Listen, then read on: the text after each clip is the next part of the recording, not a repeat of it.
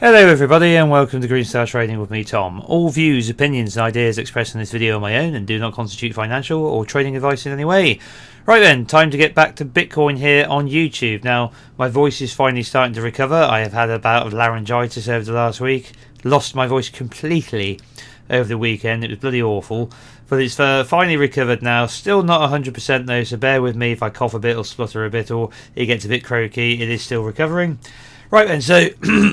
well, there you go. For example, if you're a regular on the channel, you can skip this part where we'll be covering the macro cycle, the long-term market cycle and seasons and so on and so forth, and just go on to the Elliott wave section of the video if that's what you're interested in. But if you are new here, and I think we will be picking up more and more new people going forward, let's start at the start and then take it away. So let's start by putting our previous bull markets and bear markets on the chart and then projecting the same forward in time to establish what we call our market cycle, this 4-year process of bottom to bottom. Okay, not quite but almost like clockwork here in Bitcoin, where we can see prior markets, bull markets of roughly 1064, 1064, 1064, 1148 days. This of course is a projection, this current one, and the previous bear markets of 378, 364, 413, roughly a year, give or take a few days, and or a few weeks in the case of the longer one back there. But essentially, I'm just projecting forward in time the same idea again. Okay, so if we're going to go market bottom to market bottom, and we're using the 1064 day projection that we've had prior, then we get a finish line of, let's just move these out of the way, we get a finish line of somewhere in October 2025, around the 13th of October 2025 is when this current bull market is going to peak. That's if everything plays out as it has before. There's no guarantees that's the case, but if it continues to march along as it has been doing in the same process that it has been doing, that's when we can roughly expect the market to peak. The next bear market will last the best part of a year, if not longer, and the rough estimation is somewhere between as early as September 26 through to November 26 or maybe December. So it depends how long it takes, but roughly another year-long bear market into a year or so from the prior top. And projecting this forward gives us our seasons. Essentially, this is more of a subjective opinion about the behavior in each cycle. It doesn't have to link up in every cycle. For example, we can see how the autumn blow off period in the prior market of 2017 bull market was a blow off move, as it was in the prior move, but in the last one it was more of a double topping process. So we don't know what we're going to get this autumn. I still believe we're in summer and we've yet to have the breakout move of summer, which is always breaking through prior long-term resistances and all-time highs, prior long-term resistances and near all-time highs. We have the breakout move in the summer. We have yet to do that. We've come up to the previous highs and we've just kind of hung around them for several months now, but we're about to have that breakout move higher, I feel. So if you haven't gathered already, I'm bullish, and I've been bullish for bloody years and continue to be so. I see no reason not to be. So that's how I see the market cycle and seasons. We then have our halving information. So, post-halving, the total move of the entire bull market from start to finish, 90% plus of all of the gains within that entire bull market of 1,000 plus days occurs after the halving. So we have the initial part of the bull market, then we have the halving, then we have the latter part of the bull market. And it's in that latter part of the bull market that the vast majority of the gains occur. In the case of the 2011 to 2013 bull market, 98.96% of all gains occurred after the halving. In the case of the 2015 to 2017/18 high bull market, 97.44% of all price gains came after the halving. And in the case of the 2018 to 2021 bull market, 91.6% of all the gain came post halving. Now, here's our halving level for this cycle. And here's when our halving was back in April. And now, as you can see, if we're going to go from the lows of 2022 through to the highs of October 2025, we can expect 90% plus of all of the price gain of an entire move from 22 to 25 to occur post halving if we continue to do the exact same thing that we've done before. Now, there's no guarantee that will be the case, but it's it appears to be likely. So bullish, obviously. We've got most of the market to come yet. We've got most of the exponential gain to come yet. And on that note, I just want to take an opportunity to just ram something home, because there's an awful lot spoken about the volatility of this market and just how long we spend going up, going down, going back and forth with these huge moves. But really, Bitcoin spends 3 out of its 4 years going sideways. Okay, so let me just show you what I mean. Let's go from the high of the 2013 bull market to when we broke out of those highs finally. So this is 1,246 days. Yes, we went down a lot. Yes, we came back a lot, but that's how long it took to clear the previous high. Now, if we go over to the next high of the bull market, this is 2017, and we come all the way to when we finally broke through here. This is 1,099 days of going sideways, essentially. And then if we come to the next bull market from the previous high to where we are currently, yet to go through, this is also 1,080 odd days, 1,070 odd days so far of going sideways. So as you can see, for all of the talk about the extreme volatility of this asset, we spend 3 years going fucking nowhere and then 1 year going apeshit, pardon my language. And that's essentially what we've done. Now, we haven't done the apeshit bit yet, but my projections, as we've just seen, bull market, bear market, market cycle, finish lines, crypto cycles, halvings, all of it suggests that we're about to enter that phase.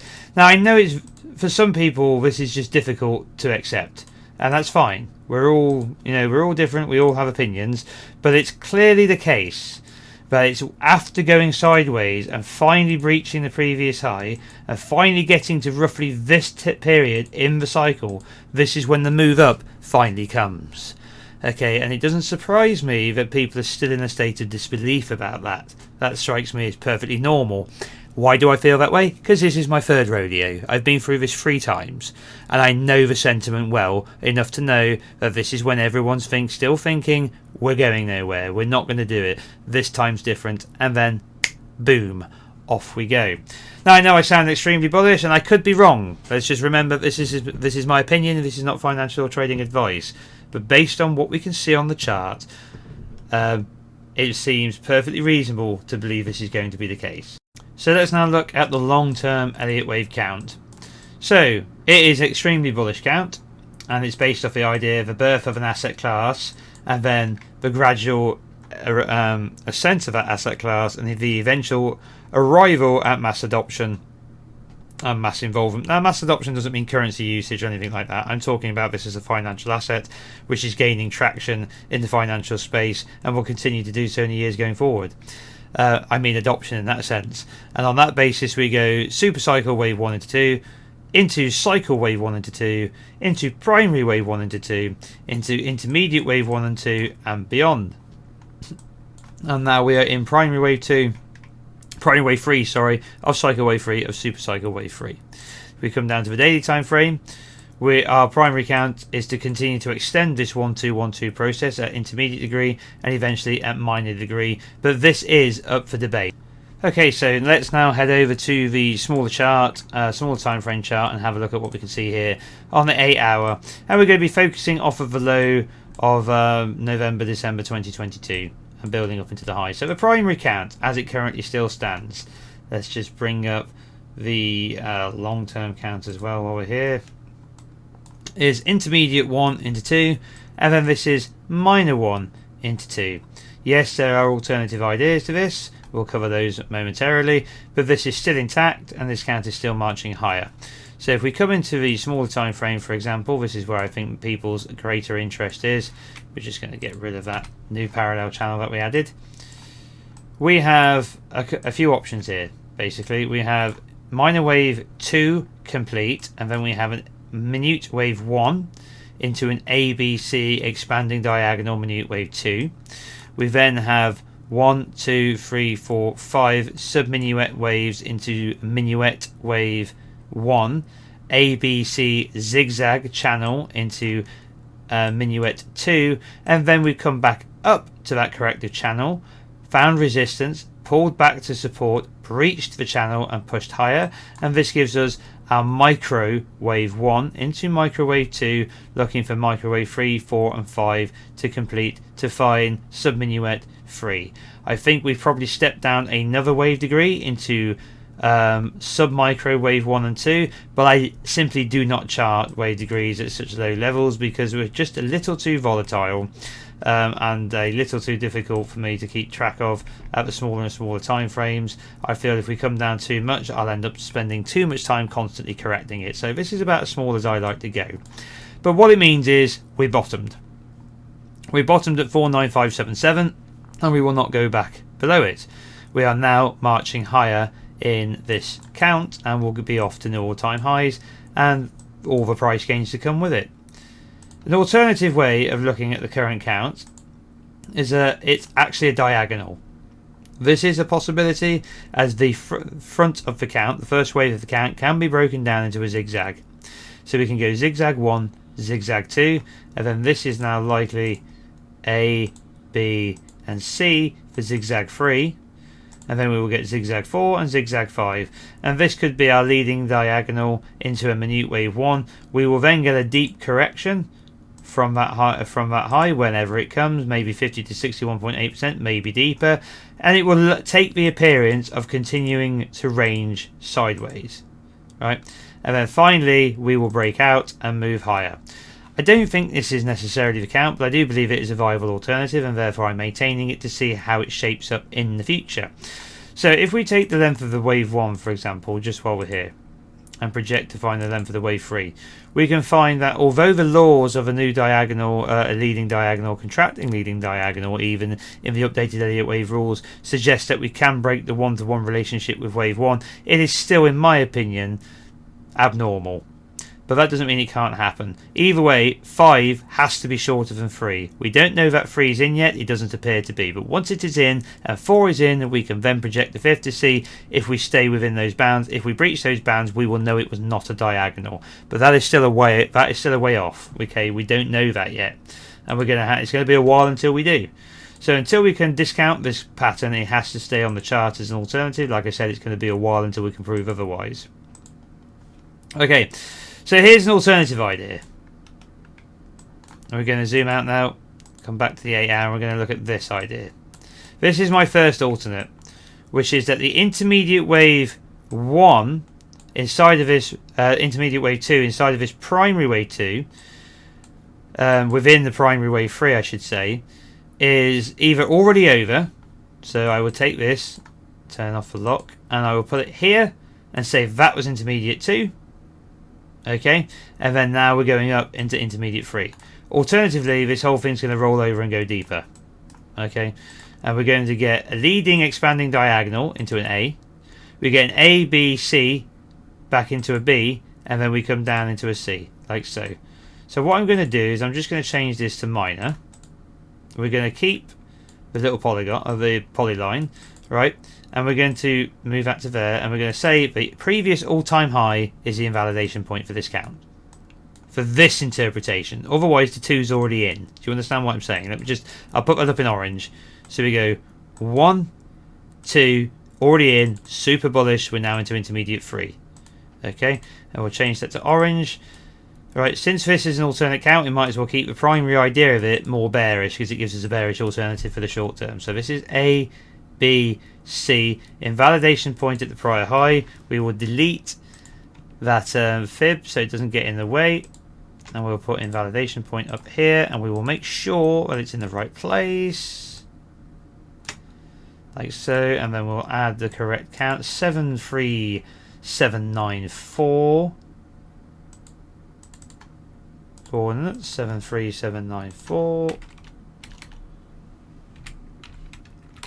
like so.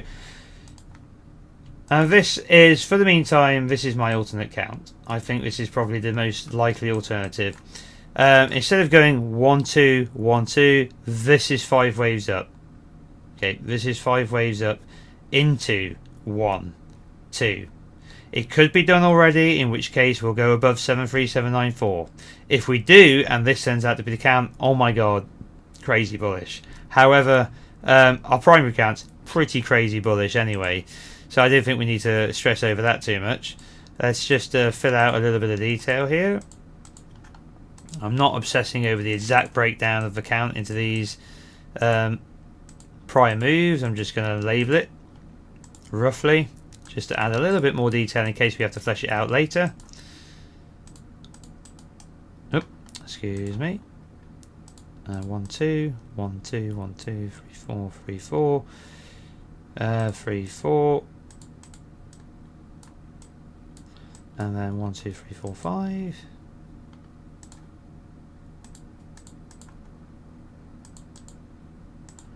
Like that. I'm not saying that's the exact count, but it's close enough on it. I can't remember exactly what I wrote on the primary, but I can always copy it over later, because we're going to get up there in the same way. That doesn't change. So there's your alternate idea. Right, this is 1 into 2, and we can expect this to come back a lot deeper. Okay, maybe we just pick out the low, pick out the high. Between the 50 and the 61.8, back into all this prior range here. We'll just throw a fixed range volume profile up just to show you how obvious that area is. It's going to come up as a very thick area. It's not actually the point of control, but it's a very thick area of volume here. So this is our expected support and demand zone right in here. Okay, we just throw all that together in one place, and that looks like a pretty obvious place to come to. I don't think this is the case, by the way. I'm just saying this is an alternate count. It's a good idea to have an alternate count. Righto. So there we go. Let's see what else we've got here. So the ultimate bearish count, this no longer seems viable to me. I was breaking this down as 1 2 1 2 1 2 1 2. That's now been invalidated with the swing above that A wave high, and now the minute degree wave 2 is way bigger than the minor wave 2 and the intermediate wave 2, both of them considerably so. So this is wrong, in my opinion. It's got to be something else if it's bearish. I'm not sure exactly what. I think the best solution would be to take the leading diagonal idea as a 1. I think that's going to be the only thing we can do here. So let's unlock it and let's tidy this up, because we do need a new idea. So we're going to have to delete all of this, because this is just simply not correct anymore.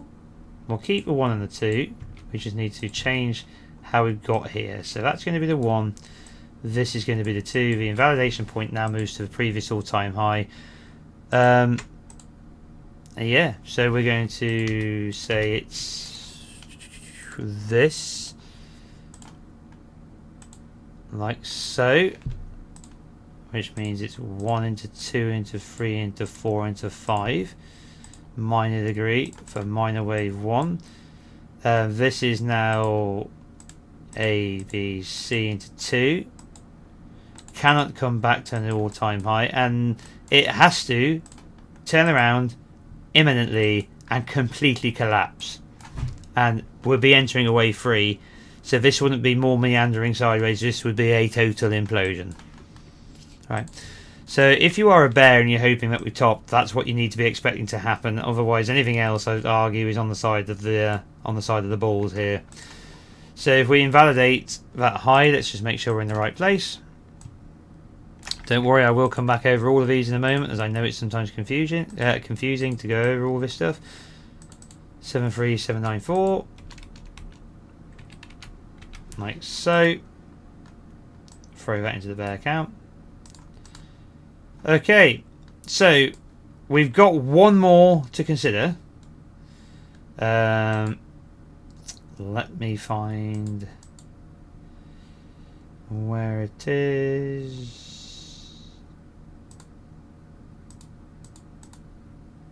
Okay, the possibility that all of this is wave 4 complete and now entering wave 5, which would be an extended wave 5 we'd be expecting to occur. So I know it looks like an absolute mess. Apologies, I'm just going to get that out of the way. The idea is that we had, instead of 1 2 1 2 or 5 into 1, we had 1 2 3 into 4 now done, 1 2 1 2, and now we're off into an extended wave 5. Now, if this is intermediate degree looking for intermediate 5, looking for the top of primary wave 3, we have to go so high that the primary wave degree 4 doesn't retrace back into the primary wave 1 November 2021 high.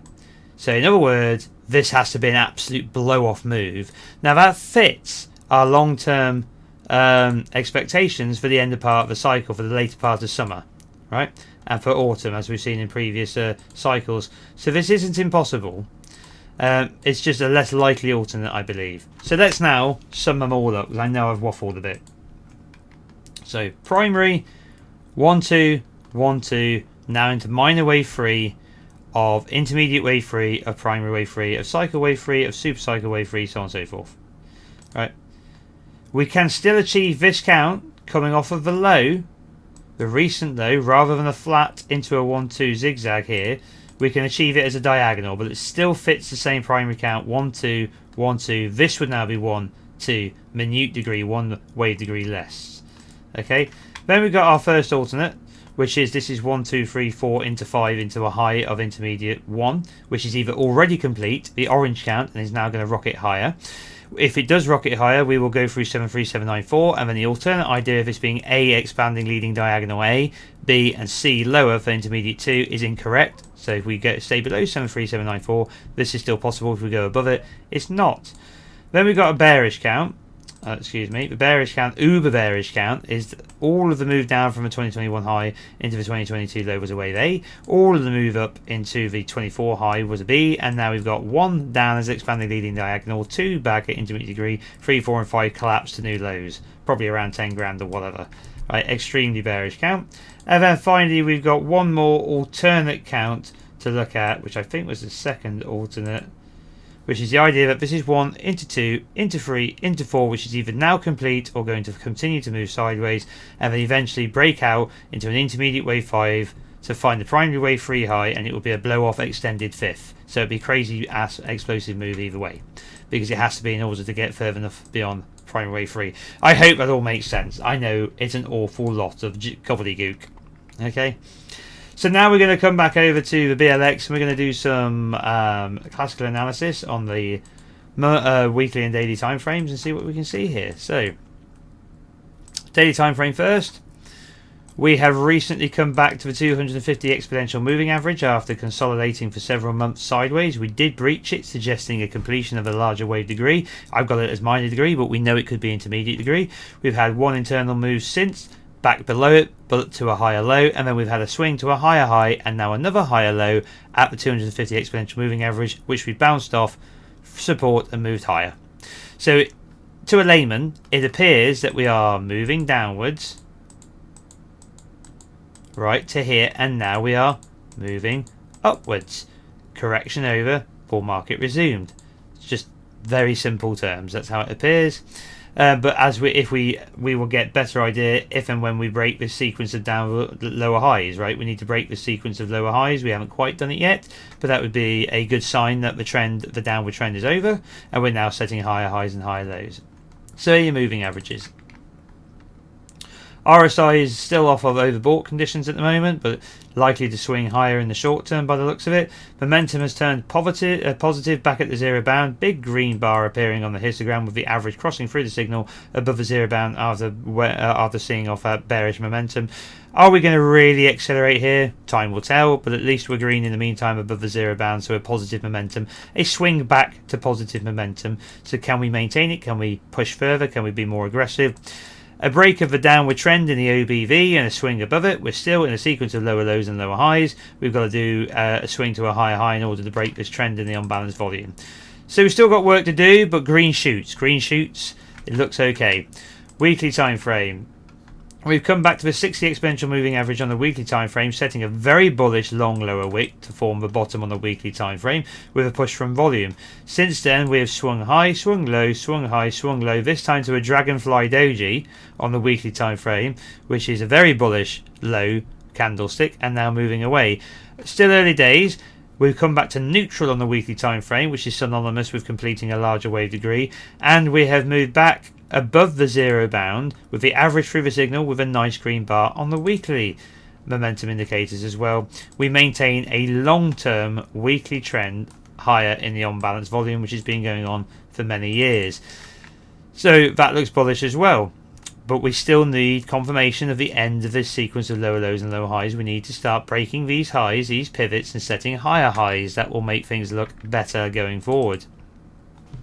So there you go, guys. That is the classical analysis, that is the Elliott wave bit, and that is the long-term cycle bit. I could go into more detail covering dozens of other things as well. I really don't like to waste time going through the count at a minutiae level. I'd rather give you a rough synopsis of what's going on.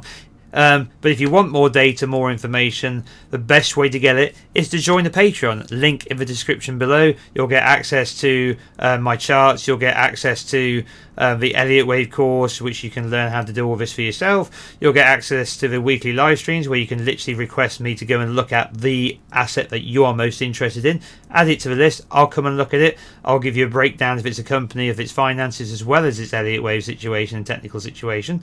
And I can always look at other requests as well. There's and then you get unique videos as well on a weekly basis. I just released my monthly US economic indicators video, looking at everything from unemployment, housing, the PMIs, so on and so forth. If that kind of thing interests you, feel free to sign up. Like I said, link in the description box below. If you're not following me on Twitter, link in the description box below.